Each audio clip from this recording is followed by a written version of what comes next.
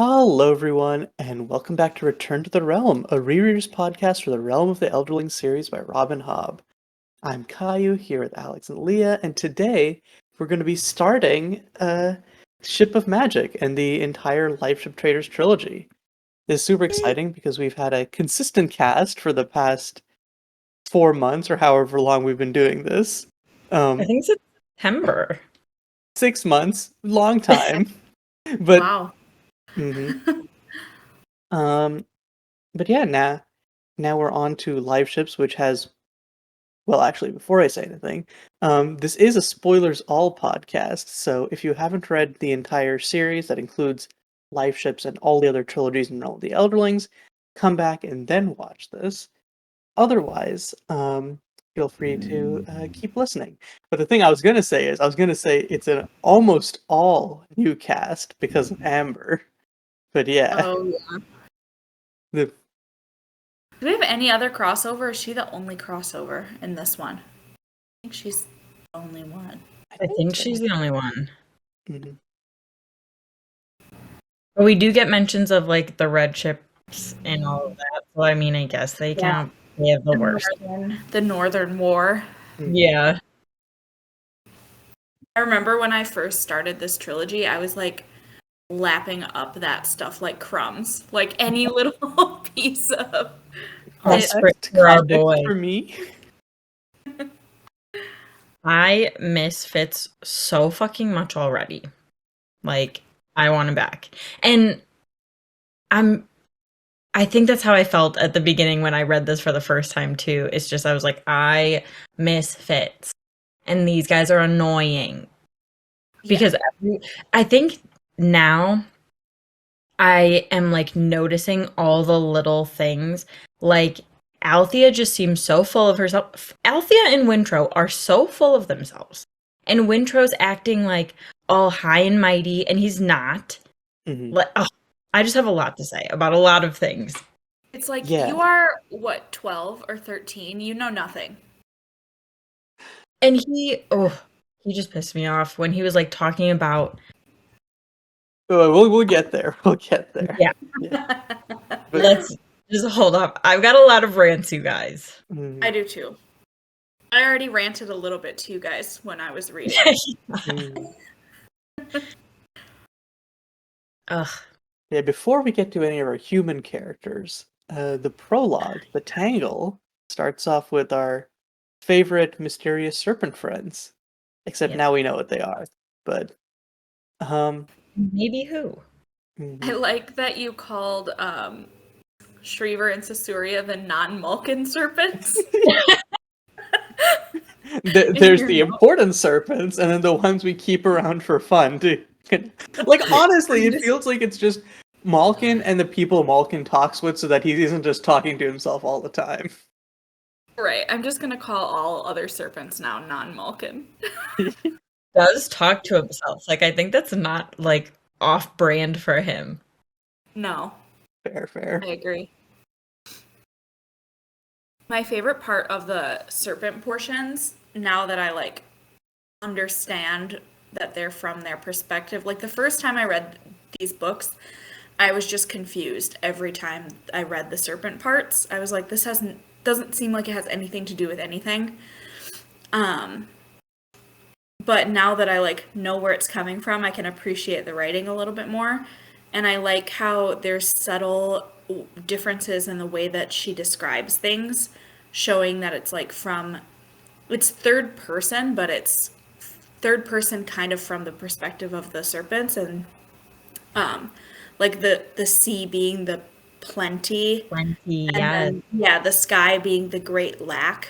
Like, just those differences and descriptions, I think were really, like, interesting. I feel like not even the sky, but just the air and, like, the surface above the water is the lack, too. Lack, yeah. And also just the way they describe, like, motion and the feeling of, like, writhing around and all the stuff about toxins. It's all very alien in, like, a cool way. But also now we've read the series, so we're so familiar with, like, how dragons and serpents do their thing. So it's not as weird. Right. But yeah, I know we wanted to like keep track of the serpents this time and try and figure out who turns into what dragon. So we didn't get any like color description on Susuria yet, but Shriver is described as red, and I think that yeah, the only red dragon was Hebe, as far as I Mhm. Yeah. I think if I remember correctly from like later descriptions, Susuria might be green, but I could also be remembering an entirely different serpent. So got you. not helpful. It's interesting Find because like out. these are some of the more important serpents, but then I feel like if Susuria is green, then it's like some of the secondary they become some of like the secondary dragons. Yeah. Yeah, like the main dragon in Rain Wilds is Centaura, but I don't think that she really has a serpent representation in these books. Well, I'm not mad about that though. I don't think I could deal with a serpent and Tara, honestly. Yeah. She's It's a rough. bit much.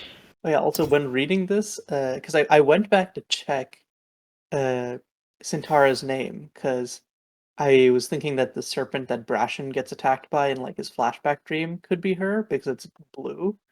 Um, Yeah. I've been calling her Sinatra this whole time, and I just realized it's Centaura. Like Frank. Yeah, like Frank's I think my brain just like looked at that combination of letters and it's like, yeah, that's what it is.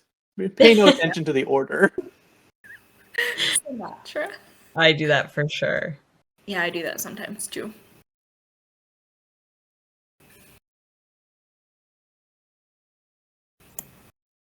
Yeah, okay. Do we have anything else? I think you have one more comment here, Alex. Yeah. It ties back into Rain Wilds. There's a quote talking about Malkin, and it says, like many of those caught twixt times, with knowledge of both lives, he was often unfocused and incoherent. And that, like, immediately when I read that, I'm like, oh, exactly like Rapskull. Mhm. Hmm. Yeah, it's also really interesting because it feels like Malkin is the most dragon-like when he finally becomes Murkor, and it's kind of like he's already halfway into the shoe of being a dragon Yeah. compared Right. to all the other serpents who are, what are we doing? We're serpents. We're doing the serpent thing. Yeah. Let's just stay in the mud and stuff. Mhm. Okay, so not really much to discuss other than the serpents be serpenting. So the actual first chapter of this book is of priests and pirates. In this chapter, basically, as the title says, we meet our pirate, Kennit, who goes to the Other's Island to get a prophecy, and Winfro, our priest, who has been called home to attend the death of his grandfather. Mhm. Windrow is hoity-toity. Yeah, I Winter pissed me off forgot a little bit. when he was like, they live and reason as animals. I was like, excuse me? Yo.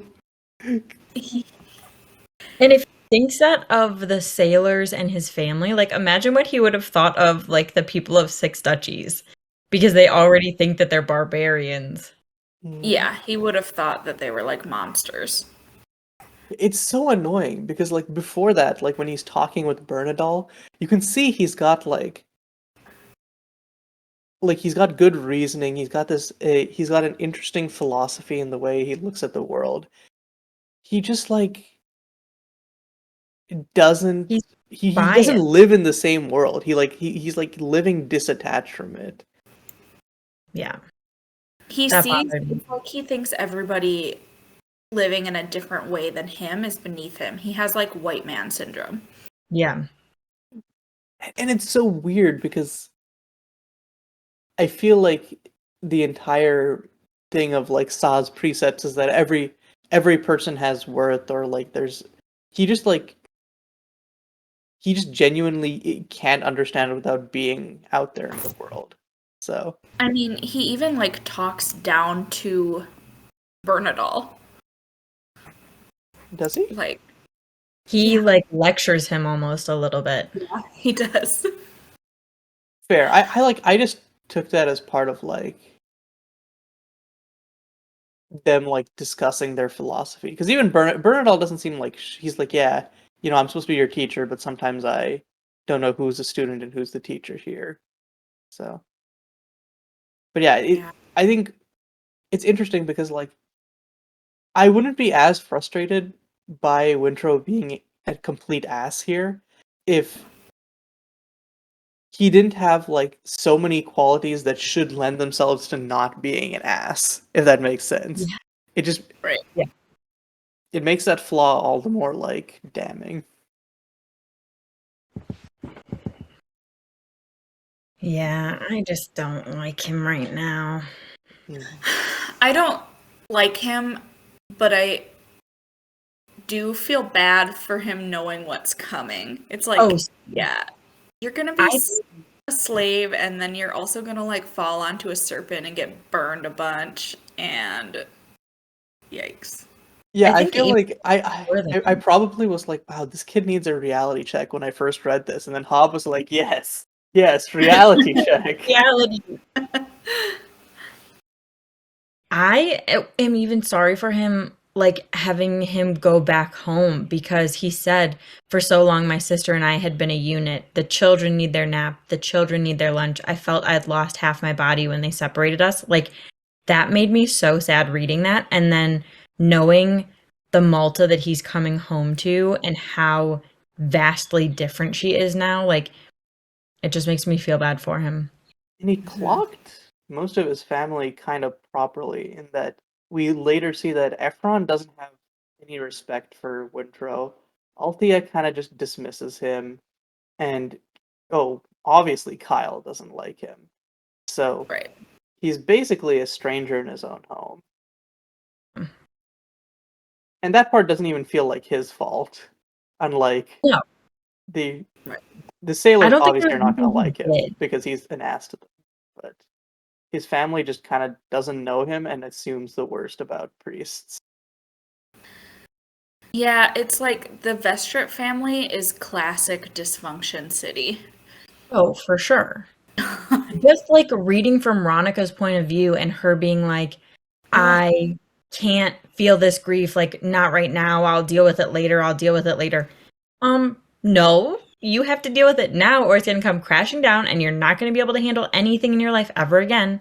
And she'd rather have, I called him David the whole time because that's called him David, not like Navad or something. David?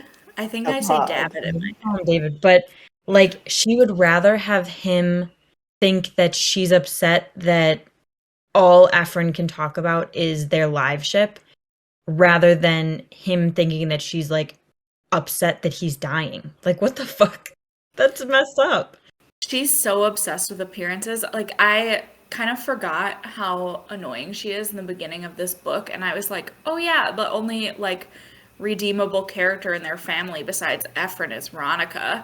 And like this, I like Althea too, but and then I started this one and I was like, oh god, I forgot how she literally like destroys their family just because she's so obsessed with appearances. She's the reason everything happens. Mm-hmm. Yeah, because and it's just for appearances. It has no other purpose. Yeah, because I just remembered it as like she wanted to help the family, but she had like a own perspective on it. But it's like, yeah, but the perspective is like disconnected from the things that you actually need to do to save the family. It's just, how can we look like we're doing it? It's yeah. How can we look like we're thriving even though we're all like miserable? Right.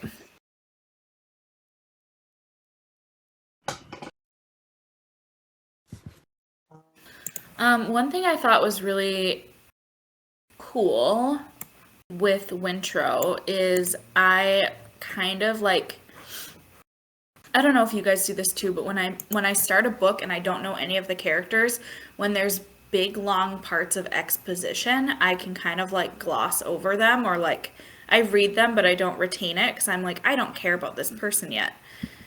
So I did that when Wintrow was having his like meditation and his art stuff the first time I read it. then this time I paid more attention, and like the conversation about the dragon and the serpent always showing up in his art when he like doesn't realize that he's doing it. I thought that was so cool because it literally is foreshadowing like the entire rest of the trilogy.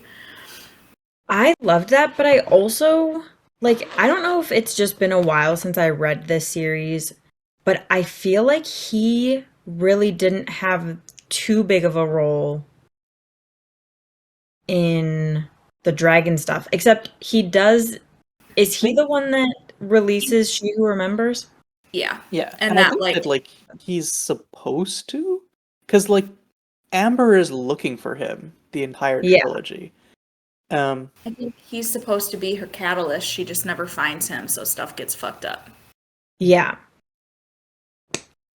Because I was like, I thought he wasn't like that important for a good majority of it regarding the dragons and the serpents and stuff until like kind of the end. I think Like, He, he free, played he frees She a Who bigger role in Remembers. the He humans. influences Kennit, and Kennit kind of has all this wibbly stuff with the serpents. So yeah, and like him releasing She Who Remembers is kind of like the rock that starts the avalanche that leads the serpents actually to where they need to. God, what's the word? Where they make themselves into a cave. cocoons, Cocoon? yeah. Cocoon, thank you.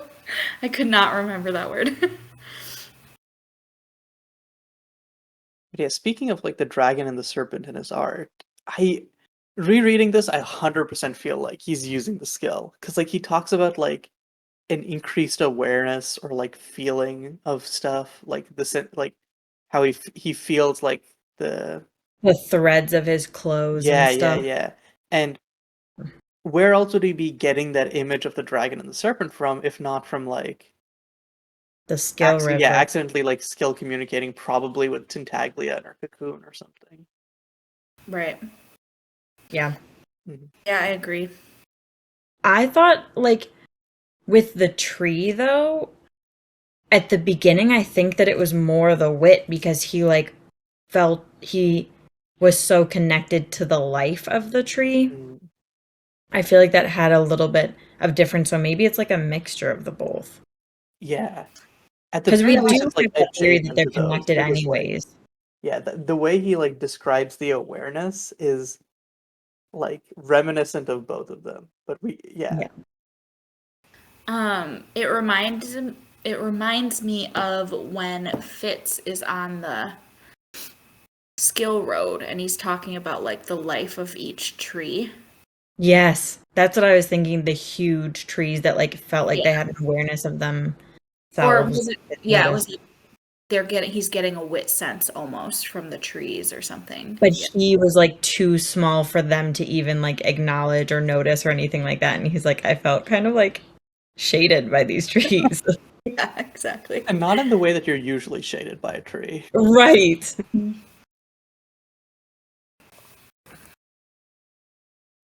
I guess like yeah, speaking of Assassin's Quest, I was also like the way that Winter was talking about like the sensations and stuff reminded me of like when the fool had the silvered hand and it was just going around touching stuff and being like, oh yeah. Yeah. Like, Yep. I was thinking the same thing.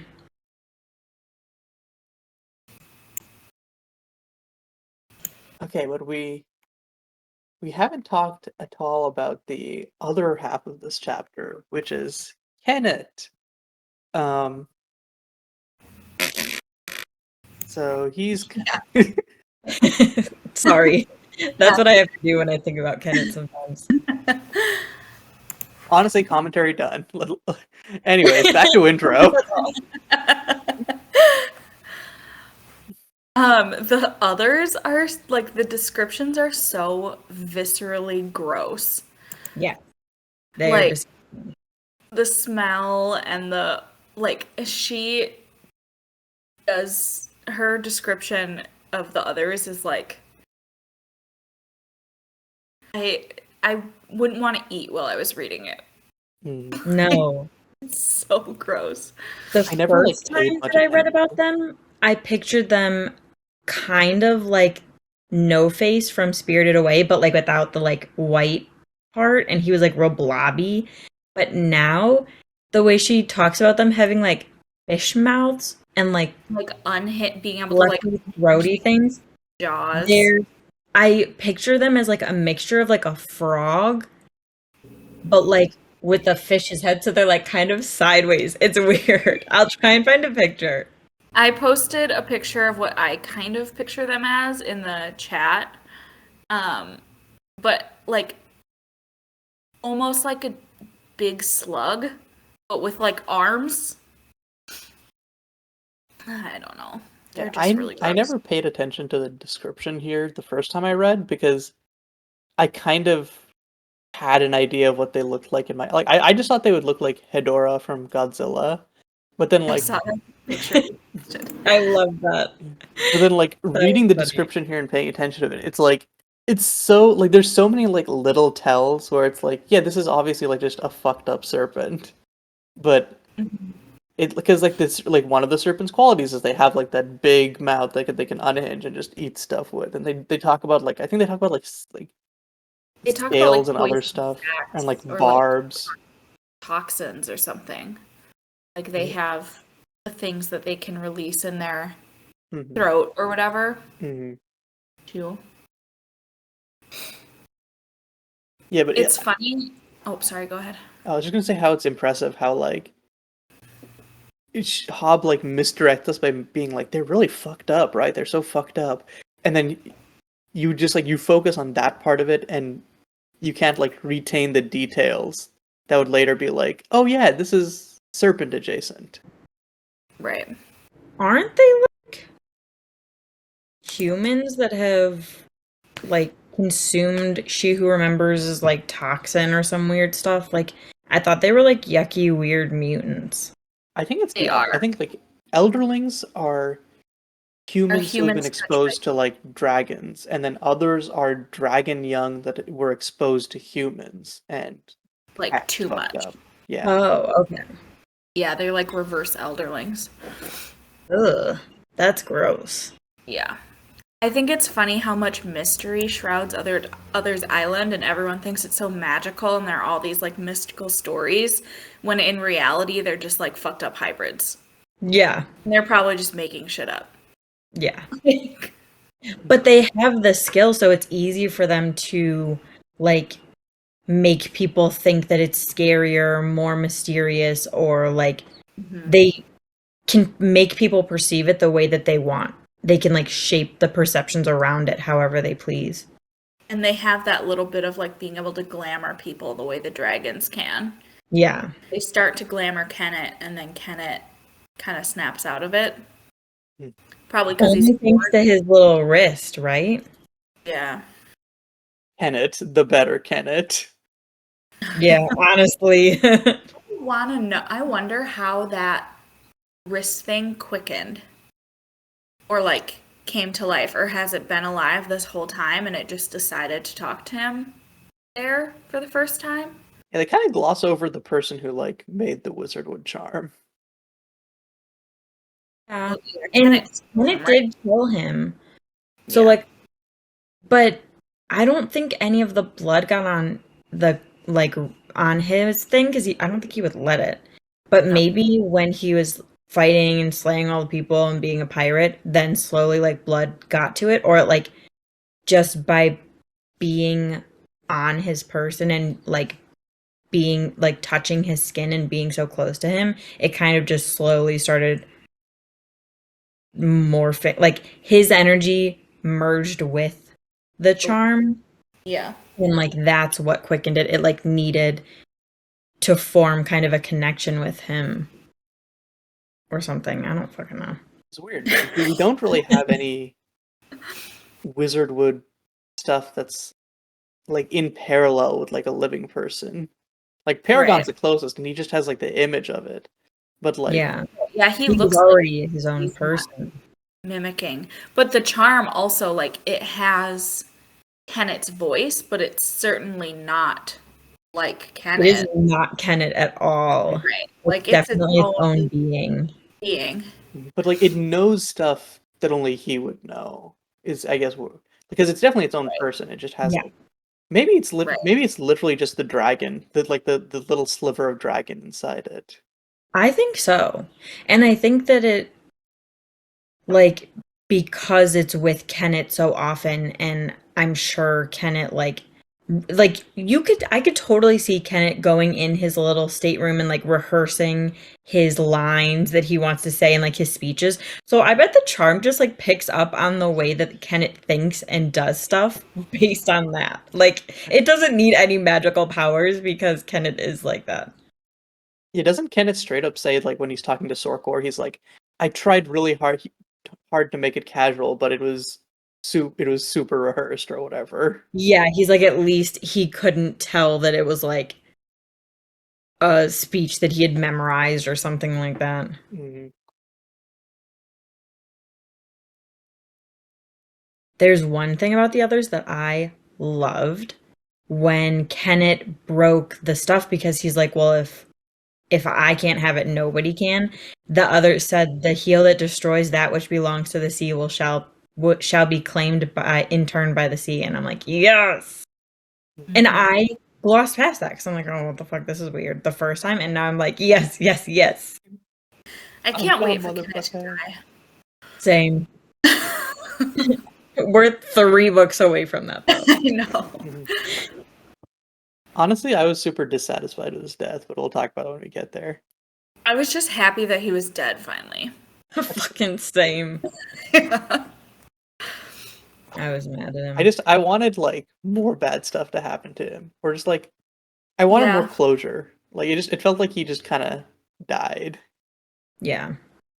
But I do agree. I'm one less also Kenneth in the excited world is good. for him to lose his leg. Same. Yeah. Sounds I miserable. feel like that's the beginning of the end for him. Mm-hmm. Mhm.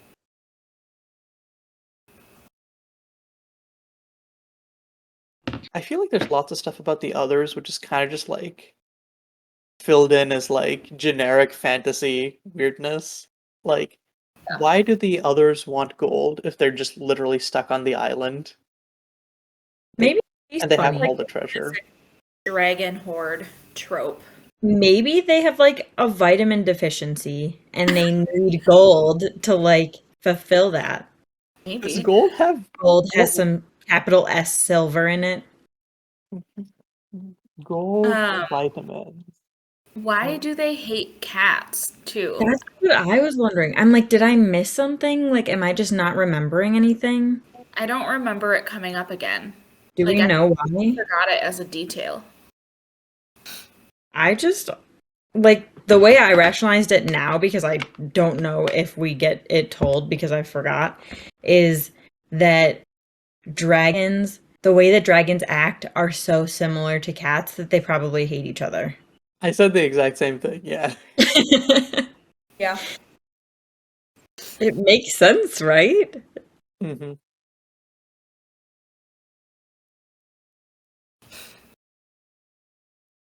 I think my only other note is just that when it was describing the toy that Genghis brings Kennit, I was like, oh, the fool would like that.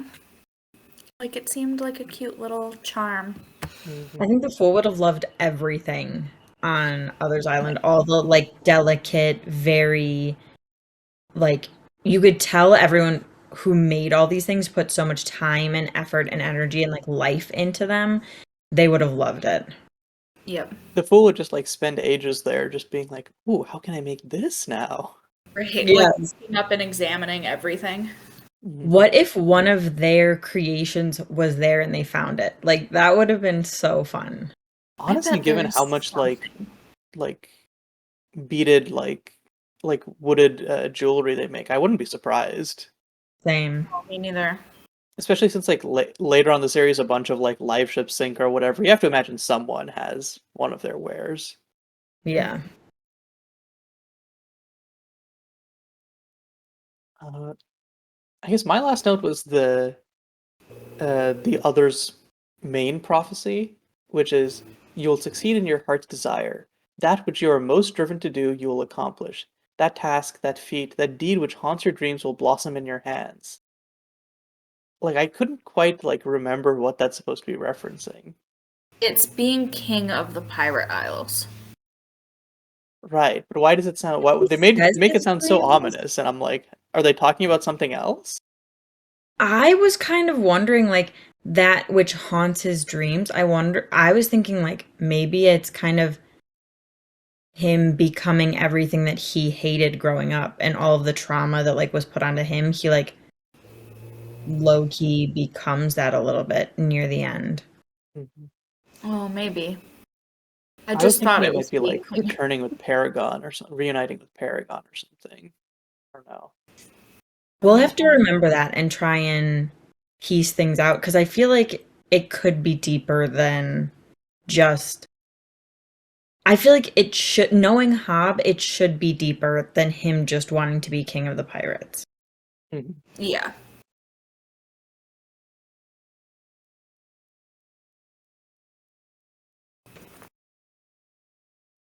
But yeah, is that? Do we have anything else for this chapter?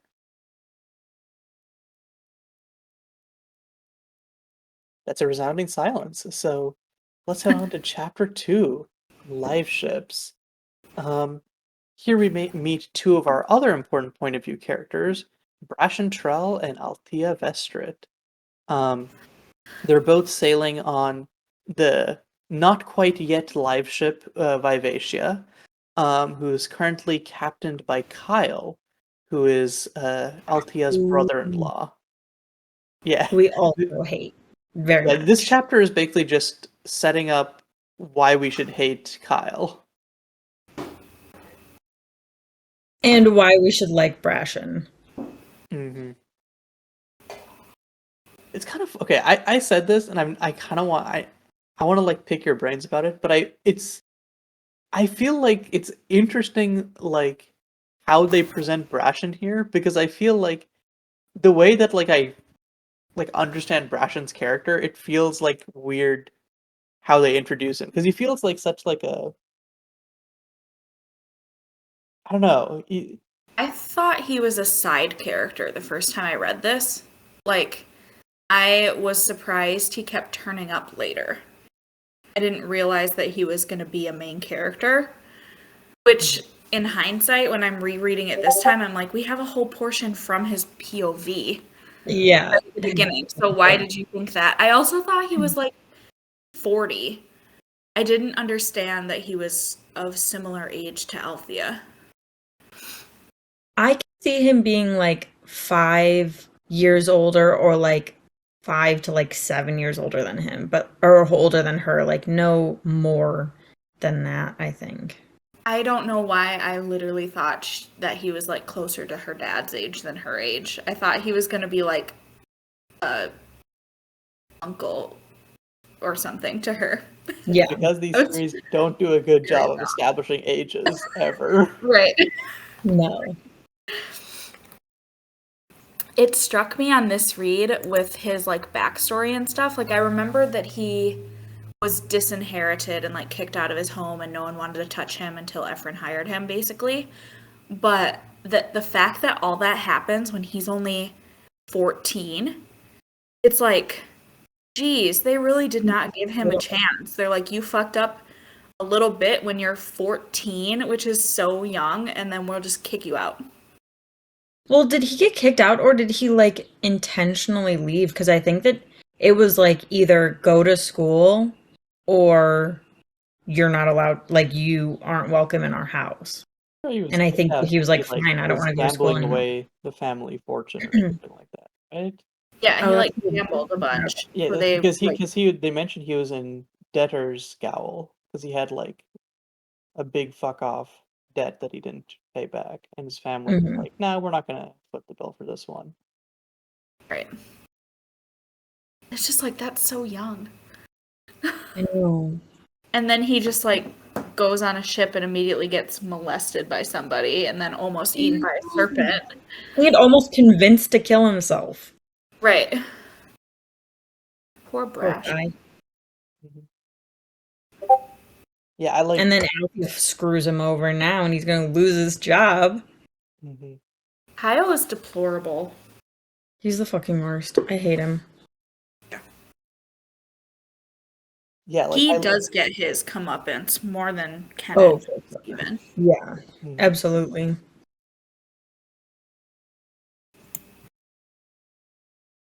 yeah, when I first read this chapter, I kind of thought it was like it's just exposition, but rereading it, it feels like a lot of it is like this insidious setup where it's like Kyle sucks.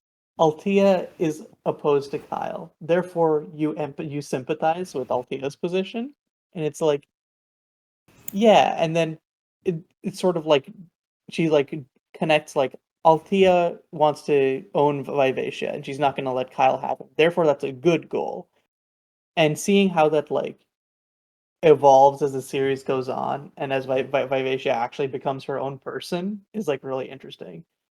Mm-hmm. Because like you really get where Althea is coming from, but also it's like it just becomes more and more of a flawed position. I found myself getting a little bit more than a little bit annoyed with her during this just because she is so entitled. Like she is acting like a spoiled brat a little bit.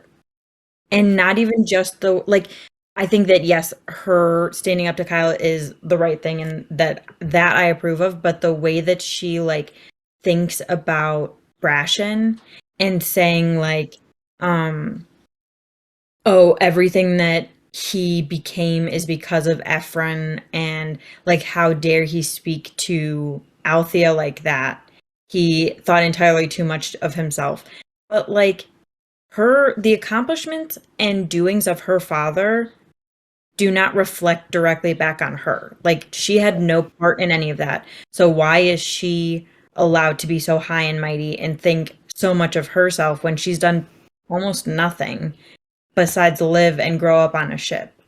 Like she doesn't have any more right to captain the ship than Kyle does at this point right now. Aside from it like kind of being her birthright. Yeah, there's a line where she found it irritating that he moved and spoke as if command were his birthright, talking about Brashen, and it's like, bitch, that's you! That's you! That's like you! I know. I said that Also, too. I like, commented that and I'm like, he Althea. is from an old trader family. He is from, like, just as much as Althea is. He has just as much of that, like, if you're looking at it from a you have to be born with it or you have to be of certain blood, which I don't think is correct, but like from that perspective, he has just much of a right as she does because he's a trell. Yes.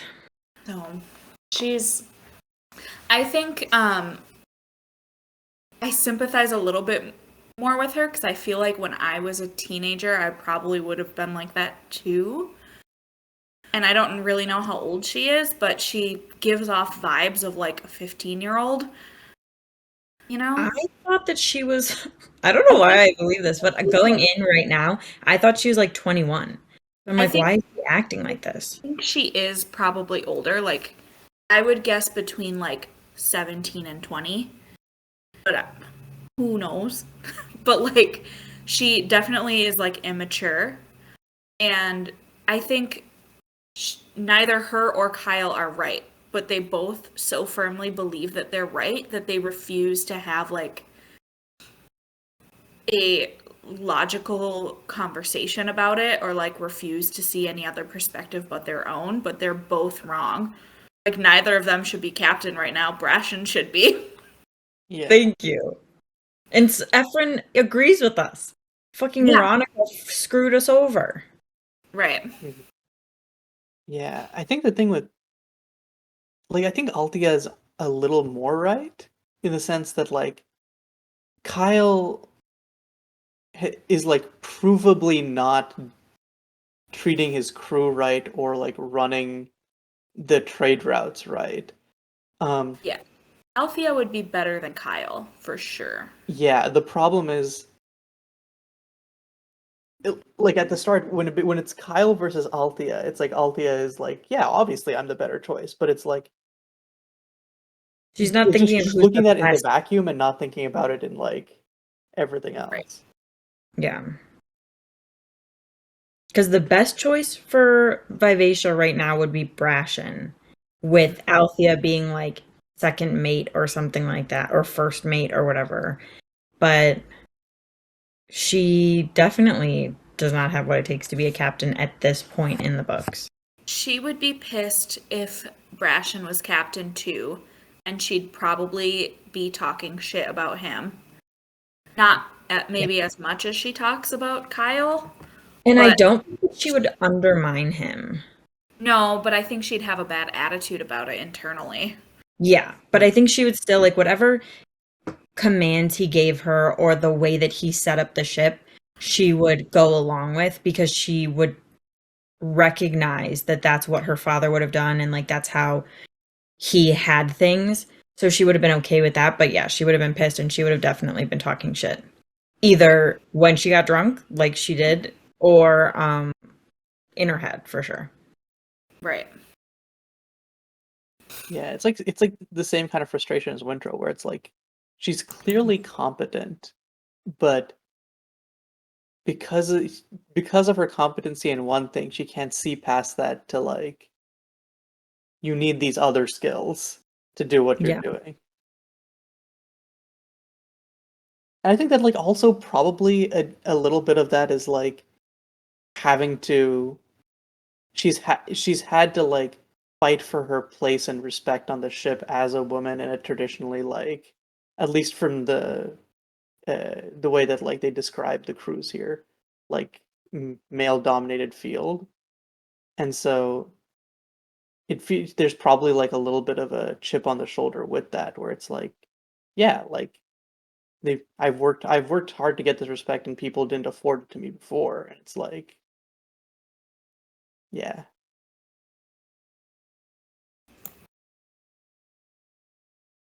Yeah, it's awkward because there's like so many factors that make her position or like the way she's thinking about stuff understandable. But then it's also like, ah, Right.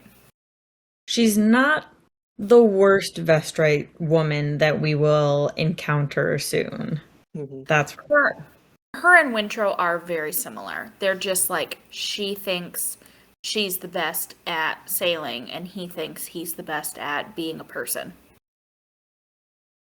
And they both have these obsessive goals that as the world Yep. around them changes and as they change as people, stop making sense because they're goals that make sense for the people that they are at the start of the series, but just rapidly no longer like. Windrose is I'm going to go back and become a priest of Sa. Althea's is I'm going to captain Vivacia. But yeah. Right.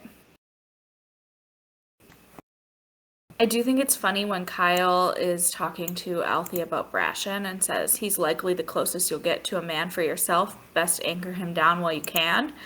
Because it's like, ooh, Kyle was right about something. dang.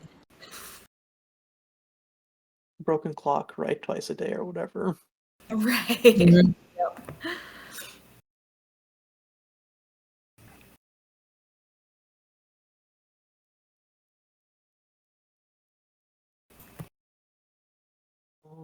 For this one. Well, there is a little bit at the end, which I don't think we have much to talk about, but we get the first uh like appearance of Paragon. It was kind of just like Oh, yeah. I forgot about that because I didn't have any notes to talk about it. I didn't either. yeah, my only But I note do. was Paragon was here. I love that he's back already. He is I remember wonderful. feeling so bad for him when he's like, oh, maybe if they sell me and they chop me up, I'll finally die. I know. Oh my god, my freaking heart. Poor baby ship. I felt love bad for him, but I'm also like, you emo. Yeah. I mean, he's full of like little boy angst Mhm. Yeah. from getting like horrifically abused. So You know, it makes sense. It's just like I the know. way he expresses it is just real, and like not just here, but like throughout whenever he's interacting with people is just like so funny to me. hmm Kind of fitting that he eventually gets Fitz's face. Yes. Oh, absolutely. Absolutely. I don't. It's sad that that's the only like little glimpse of Fitz that we get in this series, though. I miss him. I miss Night Eyes so much. I want my wolf back. Yeah, I do too, but I'm also scared. I want my wolf back in a long-term, healthy, just enjoying our life. idle days kind of thing, not in what we get from frickin' Pawnee Man. Yeah. Long term, you say, throws the wolf into the Yeah. still river. That's the longest term. Forever. No, I don't want it that way.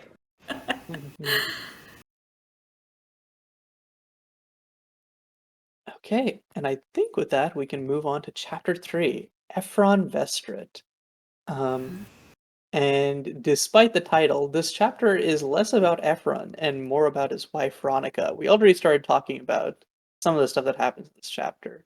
But basically, Ephron is on the way out, and Veronica's like, we gotta do something, because our finances suck, our family suck, so let's figure something out.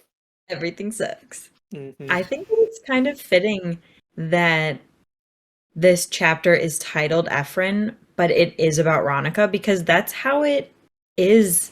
I think that that's how their relationship has been too. Like, he is kind of just there in title, and Ronica's the one who's like running the household and like making the appearances and doing all of the things that she thinks need to be done within like society and within her home. And Ephron's kind of just like floating off in the sea on Vivacia, having adventures with Althea. Yep. This was the chapter that I was reading when I messaged you guys and was like, Ronica sucks. Yeah, because he does. It's just like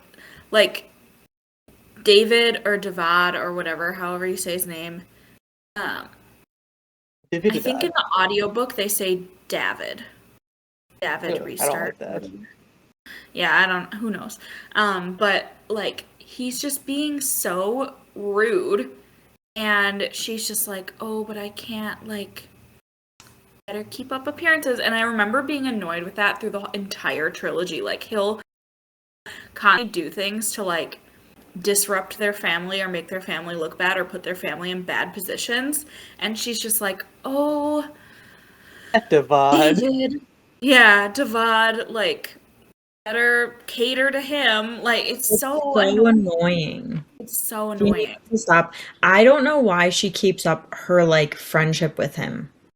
Just because you feel sorry for him because he lost his wife and stuff does not mean that you need to be there and like. It's not your responsibility to like cater to him and take, you know, like. Yeah, I think it's also like easy for us to say that, but sometimes when like you've had like a friend for a long time, even if you know that they're kind of a fuck up, it's like, man, could I really do that to my friend and just cut them off? It's like Yeah, like we have so much history together. We've been friends for so long. Cut them off, but she could be like, this is inappropriate. Yeah, she needs to like be more honest. Don't volunteer my daughter for, like, doesn't he like volunteer her for he volunteers Malta for something.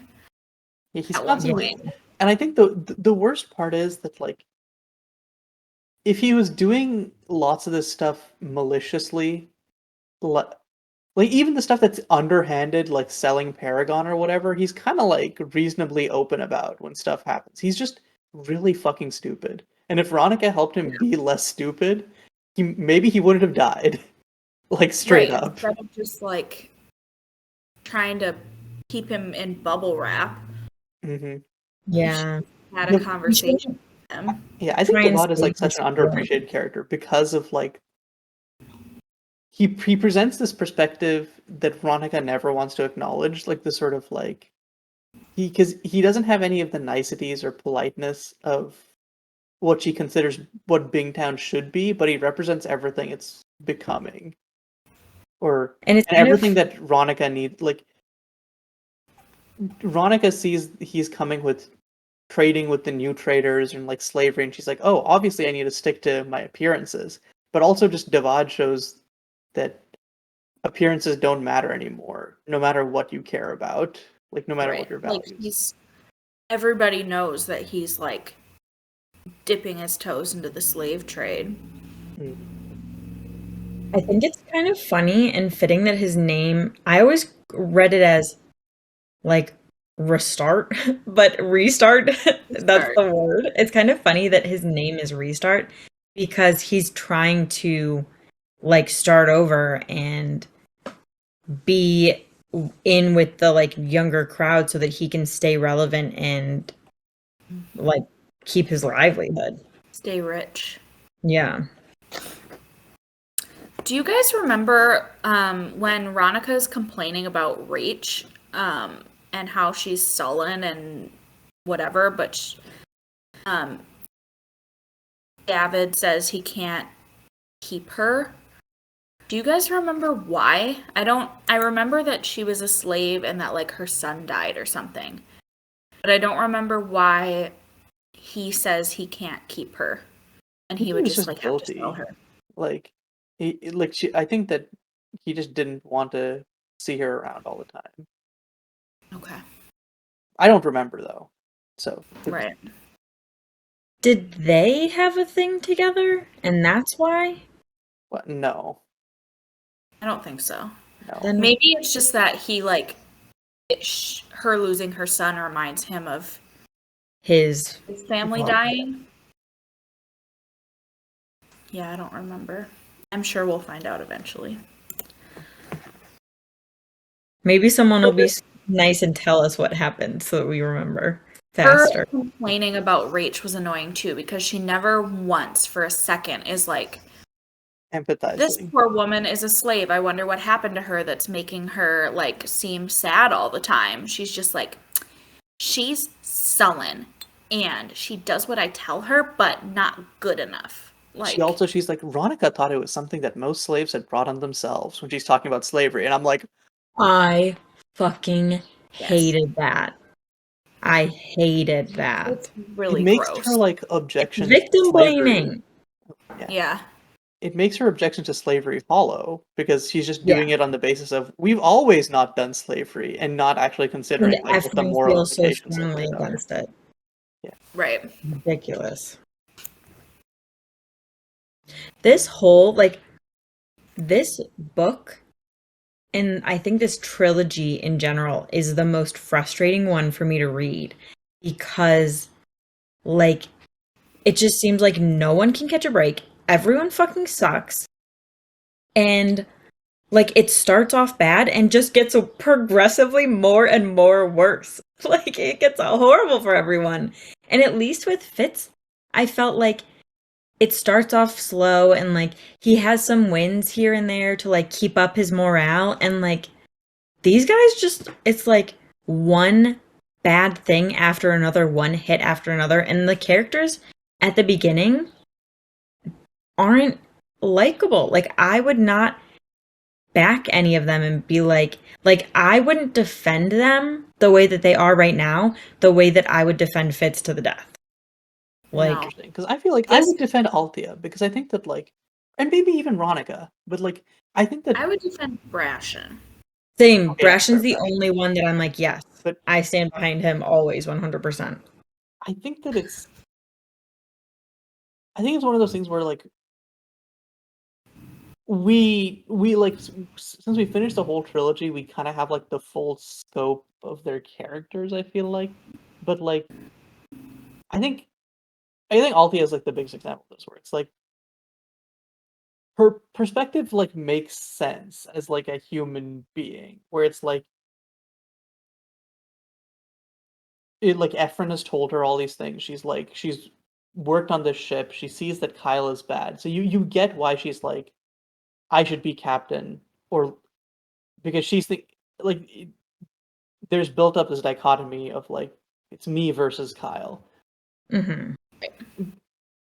And even if like we get that's annoying, I feel or like it's annoying for us because we can see that there's other options, or we know like how much her like selfishness causes issues later on. In the moment, or like this is how it was when I was first reading it, at least for me. In the moment, I was like, yeah, this makes sense as a motivation. She's just like she's anti the asshole. I can get behind that. I feel like we start out this trilogy with this family and they're all spoiled brats to different they're all childish degrees. Yeah, and then we like even Ronica, and then we watch them get just like brutalized by the world and and what happens. And like it's terrible, but it makes them all more well-rounded characters to the point where they're likable. They become better people. Right. Yeah, Yeah. I So think like this book is rough because they're all awful in this book. Like Yeah. I had Everybody fucking sucks. And we turn haven't it off. even met Malta yet. I know, I had to turn it off at one point because I was on a walk and Malta was making me like feel actual anger. Yes. I wanted to slap the shit out of her a couple of times. Like, I oh, think it's she's interesting because bad. I guess my perspective is I feel like all of the characters, or like all of like the point of view characters, are like something other than Kennit have like some quality that makes them like relatable or interesting, even if they're not like, even if they annoy me or like make me wish they're better people. There's something I can like or relate to. Meanwhile, there's Malta, who like I hate for most of the series, but Yeah. because she has nothing to like about her, it feels like she just gets that many. She has that much more space for good qualities later on. Like Yeah. she doesn't have any good qualities to start off with, so she has like a wider berth to grow into a good character. Well, and I I like her so much in Rain Wild. She's like her parts are my favorite parts in Rain Wilds. yeah. Mhm. Just because we get a little like nod back to everything and I just love her. Right. But I'm dreading reading her sections right now because I don't want to hate her. And I know that like I will feel so strongly and I will hate her for now for like how she is, but I don't want to. I want to love her. I want her to be good already. I feel like it might be better on a reread when we know. That it does get better. There's a light at the end of the tunnel, the shit Yeah, tunnel. I always laugh when I see posts on the Reddit that are like, Please tell me Malta gets Malta? better. yeah, like I'm struggling, or like Rain or live ships, I'm struggling because I hate Malta so much. And people are always just like, keep reading. Yes. That's the only thing you can say. Right, because Because you don't want to honestly, spoil like it and be like, she is the best at the end. She's my favorite. she's the hero of the trilogy almost. Yeah. And I love her and Rain together. I am so ready for that already. I just want it right now. Yeah, honestly, was not very in favor of that one when I first read it, but it really grew on me. They're cute. Yeah, same. I know I've already talked about that one, but I think this read, I will be able to have a different perspective. Hmm. It's just like not So- yeah, it's just not knowing anything about Rain made it weird. But now that we know that Rain is just like a Now that we fucking know that he's a good guy, Mhm. because it's One of the best guys. I know, but it's great when it first starts. It's gray a little bit. You don't know anything about him, so it's like, is he preying on this child or is he a good guy? Now we know he's just at this point in Now the we series know. he's just like a love struck simp. He's just, Right, basically. basically, yeah. Yep. I'm excited. It's going to be really good. Mhm. Yeah, I think it's funny because even though we're like, fuck these characters, I'm so annoyed. Oh god, I can't believe we're gonna have to read like Malta scenes. It's still so exciting. We're- Yeah. It's definitely going to be good. Definitely. I'm I so just excited love for her again.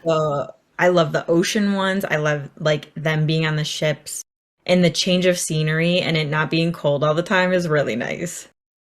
Also, like this trilogy has a more mystical sense about it to me because Yeah. of like the Rainwild magic. Like I love the dream box stuff and Mm. it's so and like the Pirate Isles is like a Pirates of the Caribbean vibe. It's just Yes.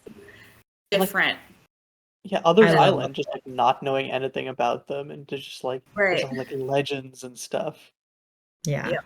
Yep. I love it all. It's weird because like there's legends in like Farseer. I think that the difference is like in Farseer it feels like they're Elderlings. We gotta go find them. And you know as like in a meta sense that they're going to find them, so it feels less like a legend. While in this series there's like so many different like weird stuff going on and like they're not clearly connected to like you're not like sure how they're all gonna tie into the end. So it just feels like part of the world. I Right. think it's also that like Fitz doesn't seem very interested in legends and stuff. He is much more in Farseer, he was much more interested in like the facts and being like, there's a war going on right now. We need to be fighting this war, not carving this dragon. Like, what are you doing with your life? Instead of being like looking at the history and really diving deep into the mythology and all of that stuff, we don't get like that's not one of his passions for sure. Yeah, this He's also motherfucker has this. like 2 different types of magic, and then Black Rolf is Yeah, like, I can explain it to you, and he's like, thanks, bye. Thanks. that's what I was gonna say too. He's like the source of the magic, which takes a little bit of the mystery out of it. Like Yeah. magic we get in Farseer, Fitz can give us a perspective on like its skill or its wit, and this is what it is, and this is what I can do with it. Whereas the magic in live ships is like we don't know how they make it, we don't know where it comes from, we don't know how it works, but it's magical. Yeah. It has more of like air of mystery to it.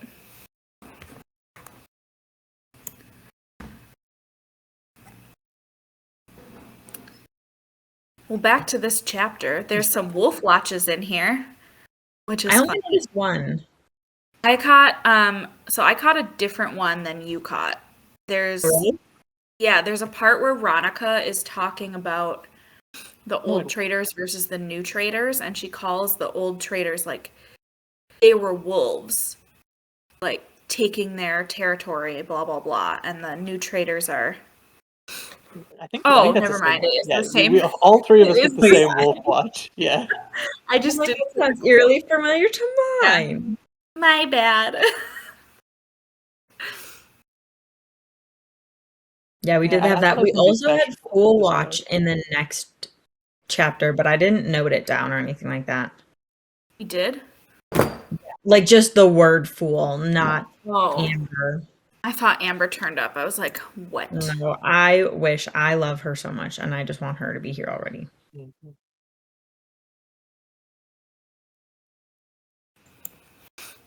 I'm ready for Brashen to be like sleeping aboard Paragon. That's what I need. I have a problem where I picture Brashen the same way I picture Burrich for literally no reason. Same thing. I think it's because they both start with B. You have the same thing? Okay. Yes. I feel a little bit better, but I'm like, they're different characters and I have to actively separate them in my mind. I picture, like, I feel like I view Brashen as like a skinnier, like he's leaner than Brashen, where Burrich is very like broad shoulders and like wide. Brashen is like narrow, but like they're still basically the same person in my head for a good amount of the book. Just because I they literally pictured the act same the exact same. person in my head. Yeah, I used I to, and then feel I like saw some fan art honestly, impression. That's the only thing that changed it. I could see Brashen being like the younger version of Burrich because he did talk about how when he was younger, like living in wherever he was growing up. Chalcid or Chalice, That's whatever. smart. Yeah. Growing up there, he like got into trouble and he did all these things that he shouldn't do, and like he was fighting people and always like on edge and doing all this bad stuff. And it like I feel like that's kind of how Brashen started off. Until And they they're had the both one kind person of who brought them discipline. Chivalry yeah, versus Yeah. violence. yeah. They have similar stories a little bit. Yeah, and they have like a ruggedness about them. Yeah. Yeah, And like the fact that, a like, discipline as well. Like they both found their niche and then became like the best at it. Yeah. like Brashen telling Althea to like shut up when she's drunk feels like a very Burge thing to do. Oh, Yeah, for sure. But definitely. Burrich was cuffed Fitz, you know that. Yeah, yeah, that's true. I think the only reason Brashen doesn't is because Althea's a girl. If Probably. it was a Vestrite's son, he would have cuffed him and been like, come on, you need to go. You're Right. cut off. Honestly, I think Brashen would have hit Althea even if she was a girl, but he has like even at this point he's got like a little bit of the feelings for her. So I think that's probably See Brashen hitting her ever though. Like I feel like that would be crossing a line. I don't know. I feel like Yeah. I feel like don't know. I feel like Brashen's just like so like Ashen doesn't really treat her differently because she's a girl. yeah. Mhm. But I don't see him really like bringing the smack on anybody. He's more of like a words as swords person, Yeah. I think. I also don't remember if we see him like truly super mad. Like he gets annoyed a lot with her, I think. Yeah. They Or like bicker, but hurt that's it. feelings by her. Yeah, Yeah. but I don't remember him getting like pissed at her. He's And he not usually like gets Birch in him that where Birch is like always angry. Birch has that black rage around him that Brashen Birch's doesn't have. constant state of being is just like simmering anger that you can either bring to the top and have explode, or like it stays at this level always. He can't be calm. Right. I feel like Brashen is a little bit better with like His words and feelings. find himself to feel his emotions. Yeah. That's what I noticed out of all of these. Well, there's something in the next chapter that I want to talk about feelings. But I'll wait. I mean, I don't think we have anything else this chapter. Yeah, I don't. Okay, Definitely don't. so perfect transition. Chapter 4, Divvy Town. This is just Kenneth is sad. He walks around Divvy Town, which is where the pirates go. The end. Yep. Yeah.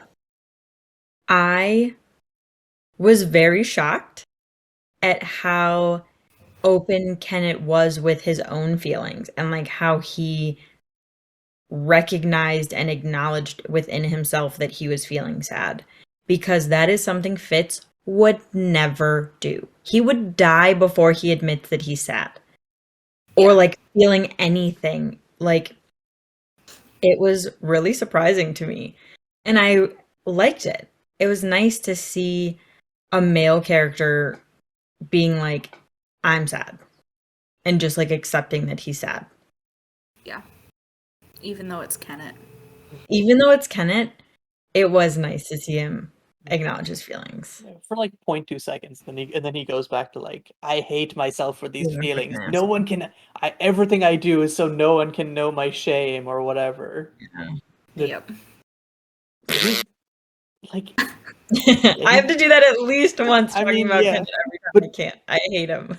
it's like it's so like obviously some form of mental illness, right? Like either like Yeah. some form of depressive disorder. At least that's how I read it. Maybe it's less obvious, but like No, with the like very drastic swings in emotion, yeah, it's got to be something. And it's probably like also from it's like he's definitely got PTSD, so I'm sure it can stem from some of that, from like the trauma he was inflicted as a kid.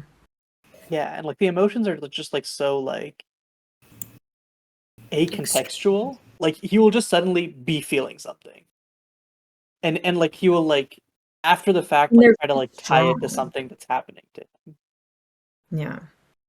They're very strong emotions too. Like none of them are, he feels very intensely, and I don't think a lot of characters feel that way. It's interesting that he feels that way being forged too. Yeah. Because like, post forging Fitz will feel strongly, but like or like something will happen, but the description isn't like Fitz feels it that strongly. Yeah. Like he'll be sad about it, but he's not like I mean, even when Night Eyes dies, he's kind of just like a shell. Mm-hmm. Like he's devastated inside, but he's like a shell about it. Where Yeah. because he's like forged. So it's interesting that Kenneth can describe such a depth of emotion when he's forged, basically. Yeah, and also like having goals, because like Fitz just Yeah. lives to survive. Meanwhile, Kenneth has like he calculates out plans and goals in a way that like Fitz wouldn't even dream of. That could also just be like a Fitz thing, but it feels like a lot of that because he starts like living with forethought once he gets unforged. So Yeah. Well, I think it's like the difference in the goals too, because Fitz's goals pre-forging and then after he gets his like stuff back is I want to have a family, basically. Yeah. More socially rather than like Right. personal. Yeah. Right. Like Fitz never really dreams of like power or He's not ambitious. It's actively avoiding power. Yes. He's not he's never been ambitious. He's not want that responsibility. Right. I think that he realizes what a big responsibility having power and being part of the ruling class is, and he realizes that that's not something that he wants. And I'm not sure that Kennit knows everything that it comes with yet. And he likes the power and responsibility that he has on his ship and thinks that it'll just be like a magnified way of like, I get to control everything to like the minute detail, but that's not how like being a ruler or a leader is.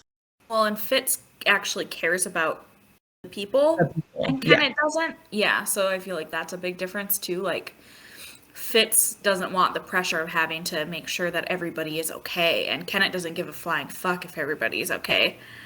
So he wouldn't have that pressure on him. But speaking of like the comparisons, they are different in a lot of ways, obviously, but this chapter made me think about how similar they are. Like, they're both partially forged, they've both died, and then been resurrected by some form of, like, wolf or dragon magic. Yep. They've both, like, kind of fallen from these respected families, and they're living their lives, like, with their true identity hidden. They both have mommy issues. Like, it's... And daddy issues. And daddy issues, yeah. Father figure issues. And it's like the bad guy version of Fitz, or like the version of Fitz that has ill intentions. I wonder how Fitz would have turned out if he had been raised by, I can't remember the pirate, but him instead of Burridge. Igor? Like how differently Fitz would have turned out, because he was the one who like did all those horrible things to Kennit, right? Yeah. I mean, I feel like anyone would turn out pretty fucked up. Yeah, so it's like I wonder how Kennit would have turned out and what his motivations would be if he had been raised by a loving parent. Like, okay, loving parent is a little bit of a stretch, but you know what I mean. If he had been raised by someone who cared for him like Burridge did for Fitz. I mean, he Kennit had was raised his by his mother. actual parents. Because his actual parents loved him and spoiled him so much. Yeah. Yeah. Yeah, it's interesting to think about like how it would be different if they switched roles. It's kind of scary because Fitz would still have his magics. Oh my god. Can you imagine Kennit's level of manipulativeness, but he can actually tell how other people are feeling straight up. He can like change their thoughts. Yeah. Fitz would be everything that Regal thought of him. Everything Regal thought he was, like the scary, very like manipulative person that Regal built up in his head. I think that's what Fitz could have become. I think he probably would have just killed that pirate. He would have like pushed him too hard and like pushed him. Repelled. Like repelled, yeah. I think he would have killed him whether by accident or on purpose. But I do think he would have killed him using the skills. I can see that. I didn't even think about that. Yeah, that would be wild. It's a good thing Fitz doesn't go through that, because that's like the one thing that Fitz doesn't have to survive. Yeah. Right. Our poor boy goes through a lot. Yeah, it's crazy because like you start out the series and being like, wow, Kennit's a fucking asshole. I hate him. He sucks. Piece of shit. And then like they slowly like drip feed you his backstory, and you're like, no, I don't want to feel bad for this motherfucker. No. And then in the end, you don't really feel bad for him. You feel bad for the person he was. But yeah. Yeah, I feel bad for like the little boy that he was, but I don't feel bad for the man that he is. Right. Yep. Exactly. I feel bad for Paragon because Paragon is the one shouldering all the burden. I know. Taking all the pain and the memories. Poor baby. Dragon ship. One thing from this reading in this chapter that really stuck out to me was the way that Kennit kind of gets back his good luck or something like that. The way that he like rationalizes getting his luck on the right track again, and how he like tries to forget his mistakes is like self-harm. But it's like it's not him doing the harming, but it's like he likes the pain that's inflicted on him and thinks that that's the way to like cleanse himself from these mistakes or like embarrassments that he felt. Like he says, pain and perfection. He felt a terrible anticipation of release as Ivro moved about the room, setting up the candles on tables and pulling supplies together. I like the burns even better. Like that's a later section, but he was like talking about how he liked the way that the tattoos felt, but liked getting them burnt off even more, which is like so messed up. Yeah, agreed. Yeah, the boy's got issues. Big ones. Do we ever find out what the other two tattoos Kennit had burned off were? Do we remember? I don't think so. I think they're probably just like other minor failures, which he blew out of proportion. I wonder how he started that. Like, I wonder if he got his first tattoo and then, like, that was the regret. Was getting a tattoo, so he got it burned off and then was like, this actually is kind of cool. And, like, just kept it up as a little tradition for himself. Mm-hmm. Or, yeah, like he. Like, it could have been like he had like he's like, I got a thing of the Marietta because I have my own ship now, and then one day he's feeling depressed and he's like, this one ship means nothing. I need to control the entire world. So he's like, fuck it, just burn off my ship tattoo or whatever. I could see that for sure.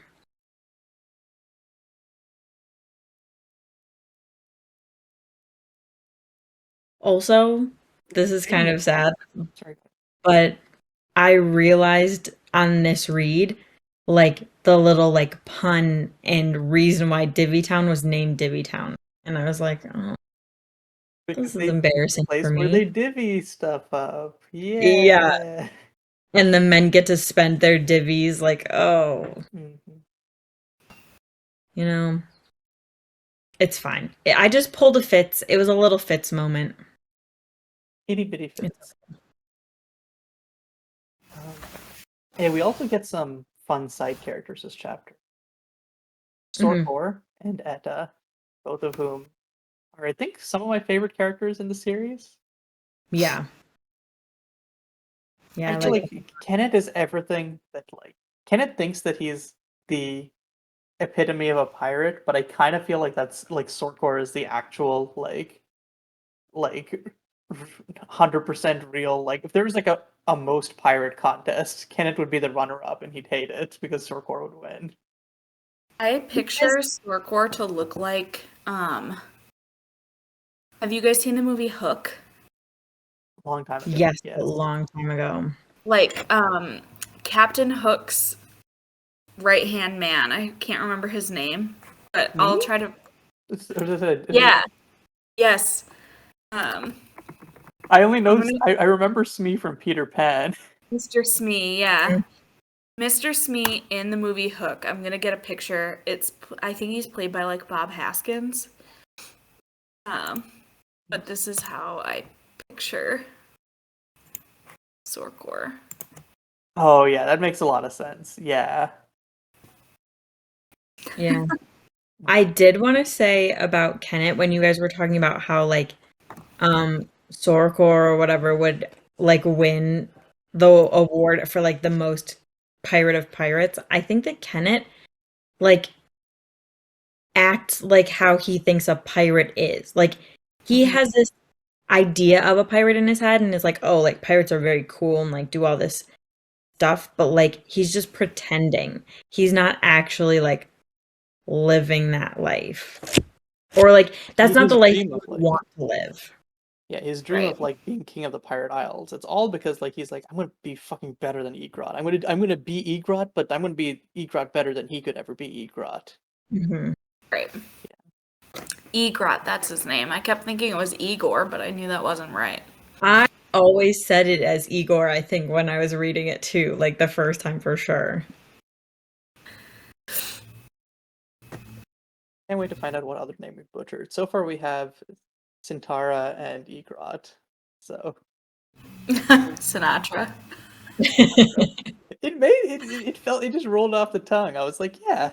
It has the right letters. I wonder if like how she comes up with names, because maybe she just scrambled the name Sinatra to come up I with. know that some are like actual places, like Malta, and I think there's one in the last trilogy is Odessa. So like some of them are just like cities or like countries in our world that she takes and likes.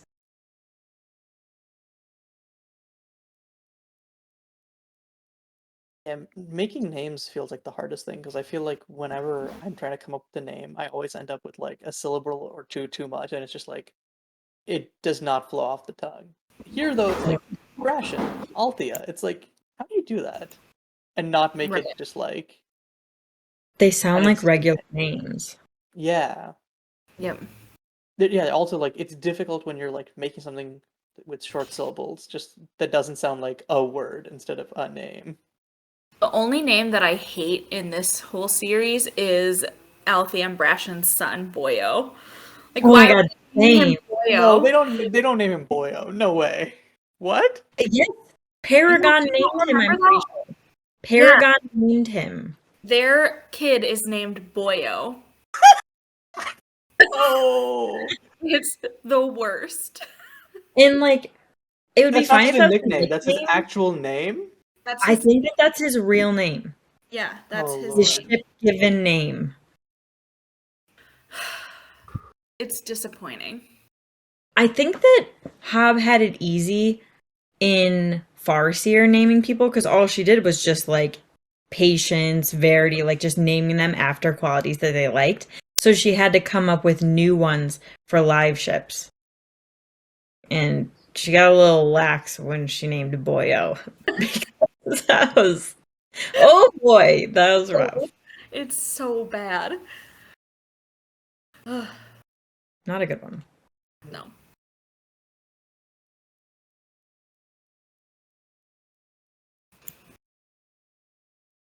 I don't think I have any other notes. Yeah. Same. Cool. Yeah. Man. I feel like we had so much to talk about and we barely got into anything happening. Like Mhm. I remember this book starting with the big argument around Ephron's deathbed where like Veronica's like Kyle's gonna get the ship and Althea like stomps off. And I was so sure that was gonna happen in the first section and then it just didn't. And I was like, oh yeah, okay, there's a lot more. There's a lot of character exposition stuff. Mhm. Yeah. Yeah, and I thought that this chapter was going to be the one where like Kennit was ambushed in the brothel and he had to like fight off a bunch of people, and it's like, oh, I was it's expecting later. that too. Oh, I don't even remember that happening. Is that where he takes Edda on the ship with him after? I think so. Yeah. Yeah. Okay. So that's going to be a minute, right? I don't think that's right now. I don't think that's right at the beginning. That's but not this trip to Divvy Town, is it? I No. thought it was. Maybe I'm wrong. Maybe I just mixed up I everything. don't remember. Also, Wait, speaking of I think Edda, that Edda is my favorite character. I think Wait to he see her brings now. Edda on Vivacia, so he needs Vivacia before, so it's going to be a minute Okay, my bad. before, I think. I don't know, actually. I don't remember. I don't remember either. Yeah, Edda is definitely one of my favorite characters. I feel like she's one of the characters who like genuinely doesn't really. I guess her flaw is like thinking too highly of Kennit, but Kennit's a manipulative motherfucker, and everyone thinks I highly love of him. with him too. It's hard. Yeah. So it's not really, that's not really a flaw. So It's not great when she beats Althea up for getting raped. I know, that's fucked Yeah. up. And she, of all people, should know that. Yeah.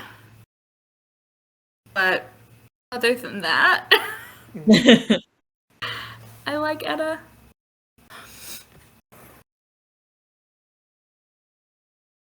Yeah, so lots to look forward to in the near future, but probably not in the long future for this series. Right. Except for Malta. Except for Malta. We love Yeah. Malta. I'm looking forward to reading Malta, just like giving the satrap shit constantly. Same. I'm 'Cause so he- excited. Costco should really- have died, honestly. He I'm really so sucks. Yeah. I'm surprised after everything that happened, he didn't like fucking bite it. He has no character growth at Huh. all. Like, he does not learn from anything that happened, which I guess is like, you get a lot of character growth from a lot of these characters. And like, if her books are always indicative of human response in real life, and like, there are some people that just do not learn or grow. So it's fair to get that representation, but he sucks big time. Yeah. He is one of the worst. Mm-hmm. There's definitely a lot to talk about with regards to that in a series that's basically entirely about growth and how. But I think the biggest takeaway is he should have died as a metaphor for how you have to grow, otherwise you get left behind. This is my I like that. Agreed. Mhm. No satrap left behind. Yeah, I think with that, do we have anything else? Okay. In that case, this wraps up our first episode for Life Ship Traders and specifically Ship of Magic. And I guess we'll see you next week. I'm really excited because we did our live show semi recently, but it's been a hot minute since we've like been routinely recording episodes, so it's gonna be fun to Yeah. get back into the reading recording schedule. I'm very excited. So, bye everyone. Bye.